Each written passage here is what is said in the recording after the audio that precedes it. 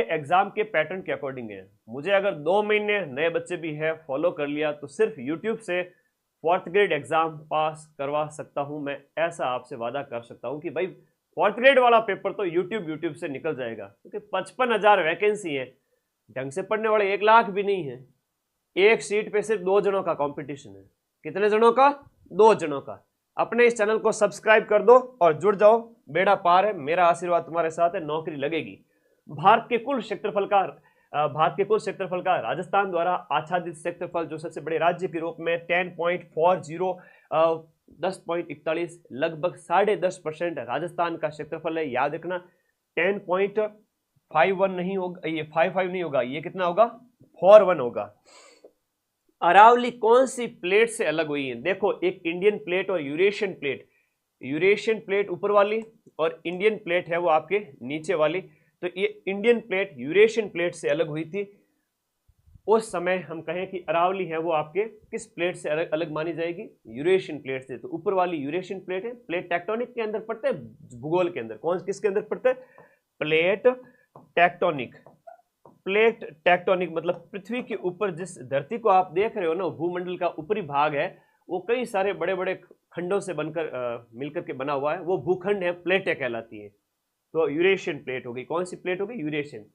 केवड़ा की नाल, नाल का मतलब होता है दर्रे, है ना, छोटे छोटे दर्रे, पहाड़ी रास्ते, है ना, पासेज जिनको अंग्रेजी में कहते हैं नाल, है ना, क्या कहते हैं? नाल कहते हैं जिन्हें। तो ये केवड़ा की नाल आपके कहां पर है? उदयपुर के अंदर स्थित है। उदयपुर के अंदर ही स्थित एक आपका हाथी दर्रा कौन सा दर्रा है? हाथी दर्रा है। फुलवारी की नाल, यह भी आपकी कहां पर स्थित है?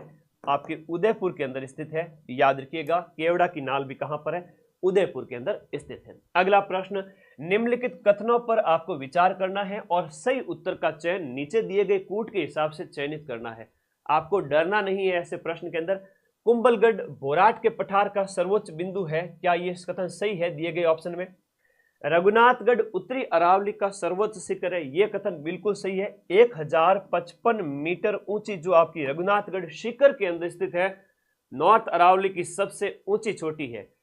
उड़िया पठार माउंट आबू के निकट है। उड़िया का पठार राजस्थान का सबसे ऊंचा पठार है। उस ऊंचे पठार के अंदर उड़िया के पठार का नाम आता है। याद रखना है, राजस्थान का सबसे ऊंचा पठार, तो ये माउंट आबू के निकट है। बिल्कुल सही है, क्योंकि ये इलाका काफी ऊंचा है अपने आप में। तो बी और सी सही है, ए है ऑप्शन इसके अंदर गलत है, ये आपको याद रखना है। बोराट का पठार याद रखना है। कुंभलगढ़ से गोगुंदा के बीच का जो पठारी क्षेत्र है, ये बोराट का पठार कहलाता है। तो बी और सी यहां पर क्या हो गया?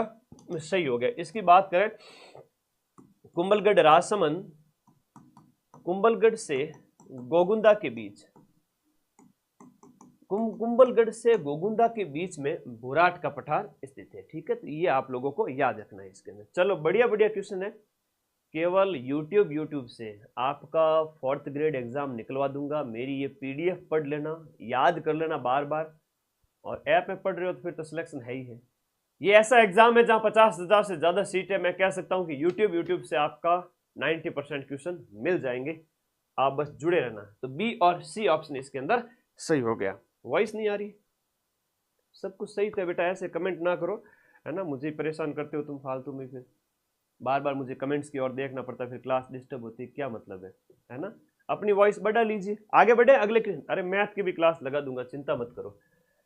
56 बेसिन है वो आपका निम्नलिखित में से राजस्थान के किस भौतिक प्रदेश का भाग है? जो माही नदी का प्रवाह क्षेत्र है दक्षिणी राजस्थान के अंदर, जो कर्क रेखा को 2 बार काटती है, आपने बात करें बांसवाड़ा और डूंगरपुर को उनकी सीमा बना करके चलती है, ये आपकी माही नदी का जो प्रवाह क्षेत्र होता है ना, वो आपका 56 का जो है 56 बेसिन कहलाता है।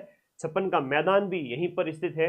आपका जो बांसवाड़ा और प्रतापगढ़ की सीमा पर जो आपका 56 गांवों का समूह है, दलदली क्षेत्र जो है, ये आपका माही बेसिन के अंदर आ जाएगा।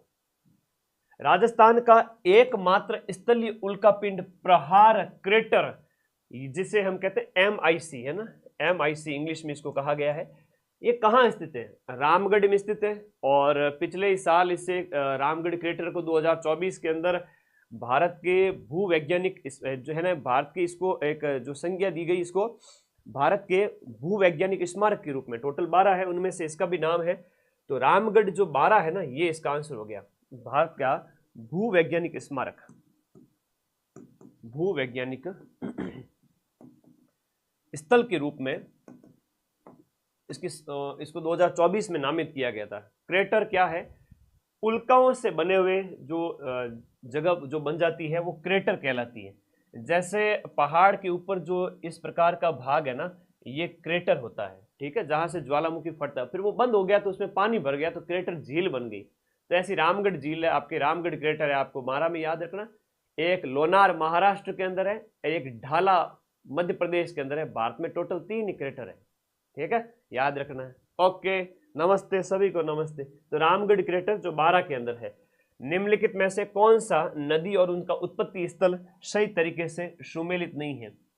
कौन सी नदी कहां से निकलती है, उसके उद्गम स्थल का सही सुमेलन नहीं है दिए गए ऑप्शन में।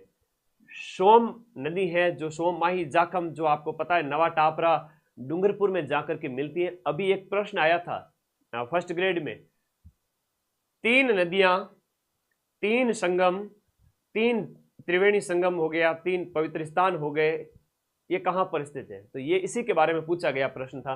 तो सोम है वो आपका बिछामेड़ा की पहाड़ियों से निकलती है। कहां से निकलती है?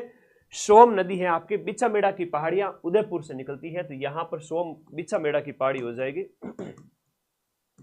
ये हो गया बिछामेड़ा की पहाड़ी और ये हो गया आपका उदयपुर के अंदर, ठीक है। तो ये पहला ही ऑप्शन यहां पर गलत हो गया। जाखम है छोटी सादड़ी, छोटी सादड़ी कहाँ है, बड़ी सादड़ी कहाँ है? बड़ी सादड़ी चित्तौड़गढ़ है, छोटी सादड़ी है वो प्रतापगढ़ के अंदर है। ये कहाँ पर है? प्रतापगढ़। हाँ, छोटी सादड़ी प्रतापगढ़, एकदम चुप, च से चित्तौड़, छोटी सादड़ी प से प्रतापगढ़, याद हो गया। बनास है वो खमनौर की पहाड़ी राजसमंद से निकलती है, और सागी है जसवंतपुरा की पहाड़ियों से निकलती है। तो ये ऑप्शन यहाँ पर एक वाला गलत है। पीथमपुरी झील है वो राजस्थान के कौन से जिले के अंदर स्थित है? बताओ, पीथमपुरी झील है वो राजस्थान के कौन से स्थान पर स्थित है? आंसर करो एक एक बच्चे, 1 घंटे से ज्यादा समय बर्बाद नहीं होगा। बर्बाद तो क्या है, ये प्रश्नों का अभ्यास है जहां से सीधे सीधे प्रश्न, अभी एग्जाम से पहले ऐसे 1000 से ज्यादा प्रश्न करवा दूंगा, जिसमें से लगभग क्वेश्चन आपके मिल जाएंगे पेपर के अंदर। 70 में से मैं कह सकता हूं कि आप 55 से 60 क्वेश्चन इस क्लास से मान सकते हो, जो 10, 12, 15 क्लास मेरी आने वाली है, मेरी मैराथन्स, उनसे। हाँ जी, पीथमपुरी झील की बात करें, पीथमपुरी झील राजस्थान के अंदर कौन से जिले में स्थित है? तो पीथमपुरी झील है वो आपके कहां पर स्थित है? सीकर के अंदर स्थित है। पीथमपुरी झील कहां पर होगी? सीकर के अंदर होगी। भीलवाड़ा में पार्वती सागर और जैतपुरा है। यहां पर एक पार्वती सागर है और जैतपुरा है। और इसके साथ साथ चित्तौड़गढ़ की बात करें तो यहां पर आपका भोपाल सागर, भोपाल सागर। चलो, ये इस प्रकार से चित्तौड़गढ़ के अंदर भोपाल सागर, बांगदरी ये है, और भीलवाड़ा में पार्वती सागर, जैतपुरा है, सीकर में पीथमपुरी झील है। राजस्थान की किस झील को रामसर आर्द्र भूमि में शामिल किया गया है? राजस्थान की जो आपकी सांबर झील है ना, इसकी बात करें, इसको 1990 के अंदर, 1990 के अंदर और 81 के अंदर केवलादेव हो गया। तो इस प्रकार से हम बात करें तो 4 रामसर साइट है राजस्थान के अंदर। कितने हैं? 4 आर्द्र स्थल है, और सांबर, केवलादेव, इसके अलावा हम बात करें केवला देव, और एक आपका हो गया मैनार गांव उदयपुर अभी 2025 में, और खीचन जोधपुर यानी फलोदी, ठीक है। तो खीचन आपका फलोदी जिला हो गया। तो राजस्थान के अंदर 4 है वो आपके क्या है? रामसर साइट है वर्तमान के अगर देखा जाए तो। अड़वाना बांध, देखो नए नए प्रकार के बांध आपसे पूछे गए। अड़वाना बांध आपके बाड़मेर, चित्तौड़गढ़, जयपुर, भीलवाड़ा। नया प्रश्न, आंसर करो सभी बच्चे। मेरा आपको पूरा वादा है कि YouTube की क्लास से आपका क्या निकलेगा? 4th ग्रेड का पेपर निकलेगा। बताओ, अड़वाना बांध राजस्थान में कौन से जगह पर स्थित है? अड़वाना की बांध करें, ये तो अड़वाना बांध है वो आपका भीलवाड़ा में स्थित है। अड़वाना बांध भीलवाड़ा में स्थित है, याद रखिएगा, मोस्ट इंपोर्टेंट है अड़वाना भीलवाड़ा में। और नदी जो है कौन सी नदी पर स्थित है? तो नदी आपको याद रखनी है, कौन सी नदी होगी? मानसी नदी होगी। मानसी नदी पर अड़वाना बांध भीलवाड़ा के अंदर स्थित है। आगे बढ़िएगा, नेक्स्ट अगला प्रश्न, कंवर सेन लिफ्ट नहर द्वारा, कंवरसैन लिफ्ट नहर के द्वारा लाभान्वित जिला कौन सा है? तो बीकानेर, गंगानगर, ये पहला ही ऑप्शन इसके अंदर सही हो गया। कंवरसैन लिफ्ट नहर, अलग अलग लिफ्ट नहरें निकाली गई है, उनके अंदर यहाँ पर ऑप्शन जो पहला हो गया आपका इसके अंदर कौन सा हो गया? बीकानेर, गंगानगर। IGNP प्रोजेक्ट जब हम पढ़ते हैं तो उसके अंदर अनेक प्रकार की लिफ्ट नहरों के बारे में पढ़ते हैं। हिंदी और इंग्लिश दोनों की मैराथन जल्दी लगेगी। 4th ग्रेड एग्जाम पास करना तो हिंदी, इंग्लिश और जीके वाला पार्ट 70 क्वेश्चंस और उसके बाद में 35 क्वेश्चंस, तो हो गया आपका तो बेड़ा पार 105 क्वेश्चंस का। क्यों टेंशन लेते हो? 3 सब्जेक्ट से 30 सेंटीमीटर की सम वर्षा रेखा जो औसत वार्षिक वर्षा को दिखाती है किस क्षेत्र से गुजरती है? 30 सेंटीमीटर की सम वर्षा रेखा कहां से गुजरती है? तो जोधपुर हनुमानगढ़ से गुजरती है आपकी 30 सेंटीमीटर सम वर्षा रेखा। अभी 80 सेंटीमीटर वाला क्वेश्चन आया था कुछ दिन पहले, बूंदी है ना, हाड़ौती क्षेत्र के अंदर 80 सेंटीमीटर सम वर्षा रेखा वाला क्वेश्चन अभी पूछा गया था, बूंदी उसका सही उत्तर है। ठीक है, ये 80 सेंटीमीटर वाला भी अभी लेटेस्ट एग्जाम में पूछा गया था, तो यह भी आपको याद रखना, अभी पूछा गया था मात्र 5 दिन पहले पूछा गया था। 10 सेंटीमीटर की बात करें तो गंगानगर हो गया आपका, बीकानेर हो गया, जैसलमेर वहां से गुजरती है क्योंकि पश्चिमी राजस्थान में बहुत कम बारिश होती है। आई बात समझ में? ओके तो ये वर्षा रेखा है। निम्नलिखित में से कौन सी मिट्टी राजस्थान के अंदर सर्वाधिक क्षेत्रफल फैली हुई है? सर्वाधिक क्षेत्रफल की बात करें तो पश्चिमी राजस्थान का जो ये इलाका है, पश्चिमी राजस्थान के अंदर एक तो एंटी सॉल और एरिडी सॉल है ना, एंटी हो गई, उसके बाद एरिडी मतलब अर्ध शुष्क हो गया, तो आपका एरिडी सॉल और एंटी सॉल ये पश्चिमी राजस्थान के अंदर पाई जाती है, शुष्क और अर्ध शुष्क क्षेत्र के अंदर। तो इन मिट्टियों के हिसाब से यहाँ पर ऑप्शन 13 का क्या हो गया? 13 का ऑप्शन नंबर 2 हो गया, एंटी और एरिडी। बी ऑप्शन बिल्कुल सटीक है। निम्नलिखित में से सालार के वन या साल के वन, अब इस साल के वन का जो वैज्ञानिक नाम यहाँ दिया हुआ है वो है बोसवालिया सेराता। इस बोसवालिया सेराता के वन है वो राजस्थान में कहाँ पाए जाते हैं? तो अलवर, चित्तौड़, उदयपुर, शिरई वाला जो इलाका है यहाँ पर इसके वन, सालार के वन देखने को मिलते हैं। ये प्रश्न भी मोस्ट इंपोर्टेंट है, बार बार आता है।